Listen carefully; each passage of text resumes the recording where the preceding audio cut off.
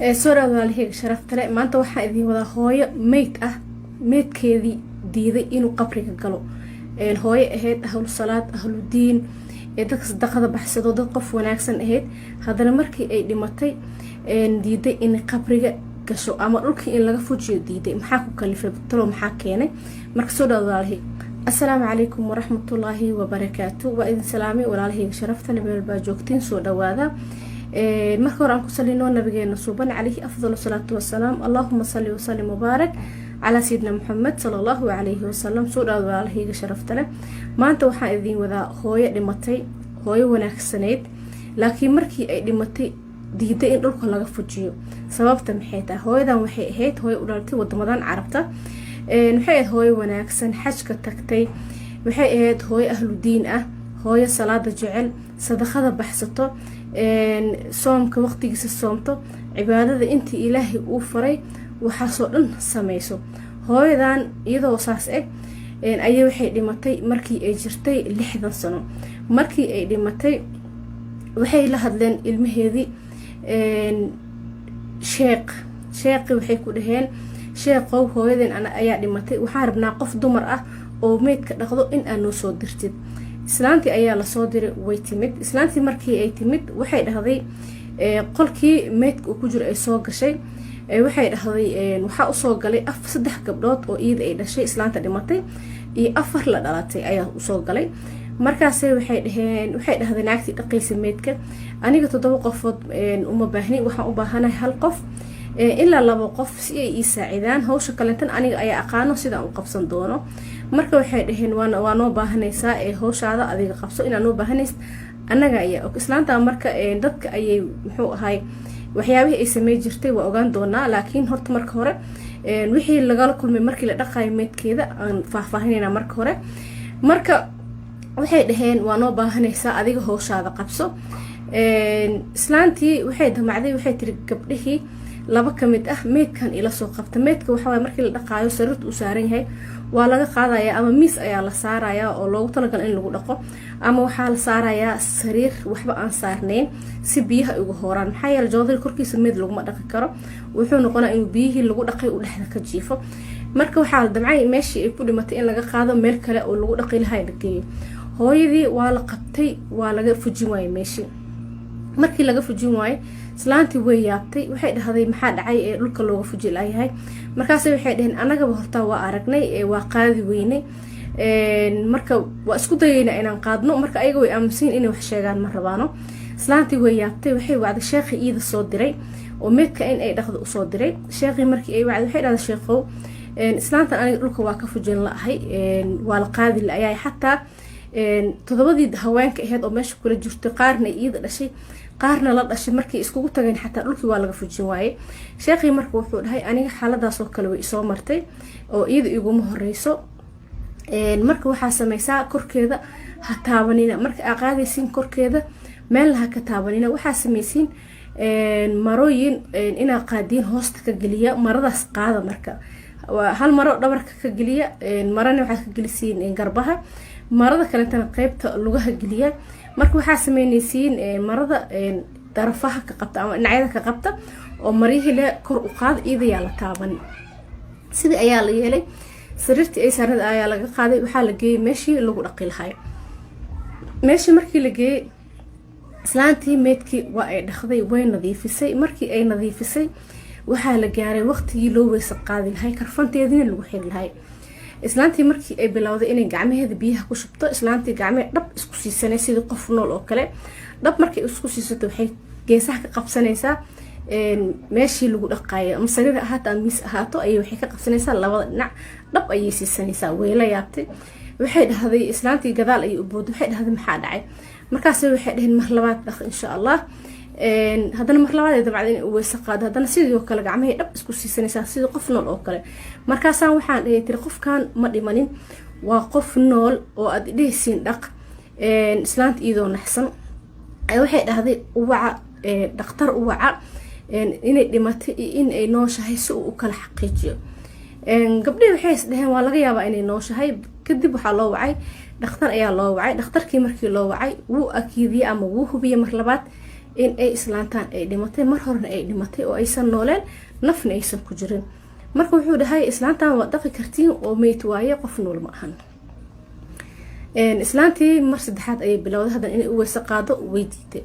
islaantii waxay dhahday aniga intay gadaal u booday waxay dhahday aniga meydkan ma dhaqaayi. waana aad iyo aad ayay uga cabsatay, aad iyo aad ayay uga argagaxday. waxay dhahday aniga ma dhaqaayi meydkan, qof kale oo idin dhaqdo keensada. sheekhi ayay wacatay mar kale waxay dhahday sheeqow aniga meydkan ma dhaqaayi. meydkan dhakhtar waa loo keenay, waa la baaray mar labaad in ay dhimatay iyo in kale. wuxuuna xaqiijiyay dhakhtarkii in ay dhimatay oo aysan nooleyn. marka waxay dhahday qof gacmeeda isku qabsanayso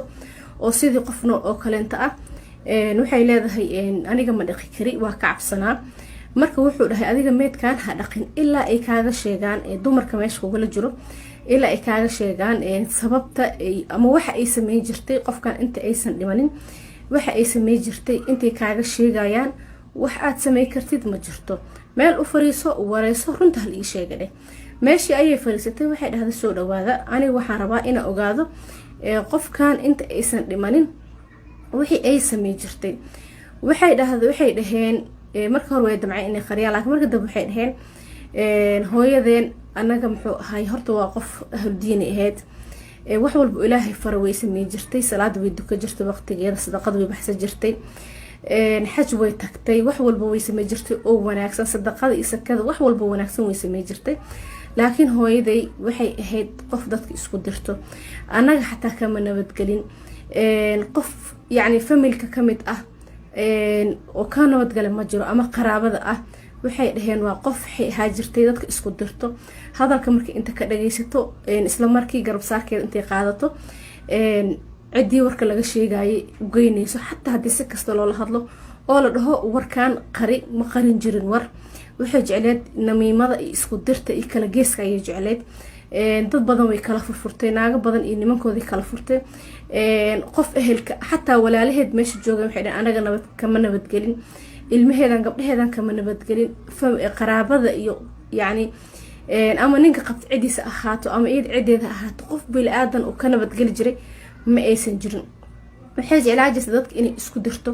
dad badanna way isku dirtay, guryo badanna way ay dudumisay. marka waxay dhaheen anaga hooyadeen saan ayay ahaan jirtay. markii la dhaho xaaraan waay waxa aad sameynaysid, ilaahay ka cabso waxay dhihi jirtay maadaama aniga aan waxyaabo badan oo wanaag aan sameynayo, kan basiid waa wuxuu yahay malahan, aniga wax weyna ma sameynooye, indhahayaa lagu soo taagin. dadka iyada waaninaayo oo u wacdinayo waxay dhihi jirtay muxuu ahay aniga ayaa layga dhigay sidii qof dariiqa xun ku socoto. aniga waa ogahay inaan yani qof wanaagsan ahay oo wixii ilaahay faray aan sameeyo. waxaana waxay tiri wax iska caadi ah, dadka dhanna way sameeyeen, aniga keligay ma ahan. marka dabcan qof kasta way sameysaa, dadka way xan badan yihiin, laakiin waa lasii kala dardaran yahay. marka meeshaana waxaa ku jirto xanta inaysan ahayn wax fiican. yacni qofkan soonkeeda iyo salaadeeda iyo sakadeeda iyo xajkeeda iyo wax walba waxaa ka xoog badiyey xanta waa xaaraan. marka waxaa fiican xataa qofka haddii uusan salaad dukanayn oo cibaadeysanaynin, haddii afkiisa dad waxaa jiro aan cibaadeysan jirin laakiin afkooda laga nabadgeli jiro, saasna janno ku galeen. marka afkaaga haddii laga nabadgalo iyadaba cibaadooyinka ugu waaweyn ayay ku jirtaa oo aadan dad isku dirin. marka waxay dhaheen dadka way habaari jireen, qof walba waxay dhahday hortaadaa ka helaysaa, qof walba waxay dhahday muxuu ahay ilaahan kugu dacweeyey. qofka hooyadan waxay dhaheen dadka dhan ayaa waxay ku dacweyn ilaahay, dadka dhan ayaa habaaray, dadka dhan ayay uqdad gelisay, dadkii ayay shaki kala gelisay. marka waxay dhaheen anaga hooyadan intaas ayay sameyn jirtay oo wax kale ma aysan sameyn jirin.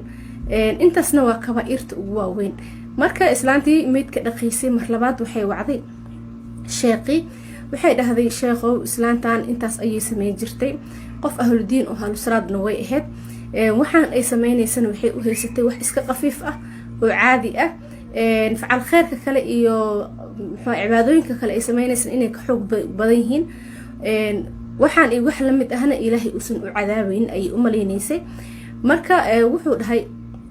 saas maadaama ay tahay ayna diiday in loo weyse qaado, maadaama aad dhaqdeen waxaa sameynaysaa hala karfaneeyo, qabrigeedana hala geeyo. dabcan qofkan dhulka lagama fuji karo ilaa muxuu ahay maro hoosta in laga geliyo, marooyinka dhinacyada laga qabto, marooyinka la qaadayo maahane iyada waxaa la dhahay korkeeda haddii meel laga taafto lama qaadi karo. marka islaantii sidii ayaa lagu dhaqay oo way dhaqneed awal waa la karfaneeyay sidii sheekhi oo faray ayaana loo qaaday oo loo duugay marka walaalahayga sharaf tire qisadan waxay tahay sheekhin horta wuxuu dalbaday qisadan in la faafiyo oo qof walba oo dhageysto uu faafiyo maxaa yeelay waxa ku jiro cibro iyo wax muxuu ahay digniin ah oo dadka dhan ay sameeyaan wax yar oo macna aan lahayn loo maleeyo anaga oo dhanba ilaahay muxuu ahay dambigeena iyo dambi waalidkeena iyo dambi muslimiinta oo dhanba Allah dhaaf laakiin waxa jiro waxyaabo qeyr ah oo aad sameynaysid iyo wax basiid ah oo shar ah oo aad sameynaysid oo isleedahay tan oo kale inta lagu macadaabayo وانا لقى عفنايا ولكن انا لقى عفنين محايل الذنب على نفط اكا غشي ولا عفنا اما الذنب الهي اكا غشي رب سبحانه وتعالى وحي اكا غشي هدي برا او توبت كنت وكا عفنايا لكن قف كله او اسلاميد ayaa wax ka sheegtay waa nabtay waa dhibtay waad ka nixisay dadkii murjisay dadkii ka liftay guri ayaa dudumisay waxa ka gashay insaan bili aadan ayaa dambi ka gashay marka ma laga yaabo qofkaas asan ku cafinin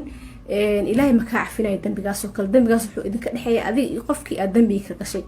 marka yaa la yareysan walaalahayga sharafta lixanta iyo namiimada isku dirka wax yar ma ahan kabaa'irta waaweyn ayay ku jirtaa marka qisaasan jeclaystay ninkii sheekh ahayna qisadan muxuu ahay asagaaba codsaday qisadan in la faafiyo si dadka ay ugu noqoto wacyigelin